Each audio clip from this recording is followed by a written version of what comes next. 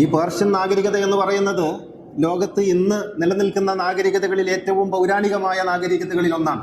അത് സ്വാധീനിക്കാത്ത മതങ്ങളില്ല. പേർഷ്യൻ നാഗരികത കൈമാറ്റം ചെയ്യാത്ത ഏതെങ്കിലും രാഷ്ട്ര സംവിധാനങ്ങളും ഇല്ല എന്നാണ് ഞാൻ കരുതുന്നത്. ഇന്ന് ഇസ്ലാമിക സംസ്കാരത്തിന്റെ അടിയാധാരം എന്ന് നമ്മൾ പറയുന്ന അറബി ഭാഷ പേർഷ്യൻ ഭാഷയിൽ നിന്നാണ് അതിന്റെ ലിപി കടം കൊണ്ടിട്ടുള്ളത്. അലിഫ് ബ ത സ മുതൽ യാ വരെയുള്ള 28 അക്ഷരങ്ങളുടെ ലിപി കടം കൊണ്ടിട്ടുള്ളത് പേർഷ്യൻ ലിപിയിൽ നിന്നാണ്. അത് ഒരു ലിപിയിൽ മാത്രം ഒതുങ്ങുന്നതല്ല. ഇസ്ലാം ഇന്ന് ഏതേതൊക്കെ മേഖലകളിൽ ഇസ്ലാമിക ദർശനം അതിന്റെ ഔജ്വല്യം പ്രകടമാക്കുന്നുവോ അത് മുഴുവനും അറേബ്യയുടേതല്ല, പേർഷ്യയുടേതാണെന്ന് കാണാം. അറേബ്യയിൽ നിന്നാണ് ഉത്ഭവമെങ്കിലും ഇസ്ലാമിനെ നമുക്ക് ഇങ്ങനെ വിശദീകരിക്കാം: അറേബ്യ പ്രസവിക്കുകയും പേർഷ്യ ദത്തെടുക്കുകയും ചെയ്ത കുഞ്ഞാണ് ഇസ്ലാം എന്ന്. ഇങ്ങനെ അറേബ്യയിൽ നിന്നാണ് ഉണ്ടായിട്ടുള്ളതെങ്കിലും അതിന്റെ വളർച്ച മുഴുവനും അതിന്റെ വികാസം മുഴുവനും ഉണ്ടായിട്ടുള്ളത് പേർഷ്യയിൽ നിന്നാണ്.